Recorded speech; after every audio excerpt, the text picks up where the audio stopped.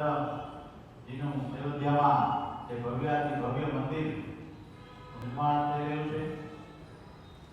એ નિમિત્તે ક્ષત્રિય સમાજ રાજકોટ દ્વારા પ્રભુ શ્રી રામ ક્ષત્રિય કુલભૂષણ દશા અવતારો જે ભગવાનના થયા એ તમામ અવતારો ક્ષત્રિય કુળમાં અવતાર ધરી પ્રભુએ આ કુળને ધન્ય કર્યું છે. ભારત વર્ષની અંદર અને સમગ્ર વિશ્વની અંદર સંસ્કૃતિની ધરોહર રાખવામાં ક્ષત્રિય કુળભૂષણો અને ભગવાન શ્રી રામચંદ્રનો અનન્ય જીવન એ આ દેશની સંસ્કૃતિ છે, આ દેશની વિરાસત છે, આ દેશનો ધર્મ છે. ત્યારે પ્રભુ શ્રી રામના ચરણોની અંદર વંદન સાથે પ્રભુના વંશજો અને પ્રભુના ભક્તો એવા ક્ષત્રિય કુળના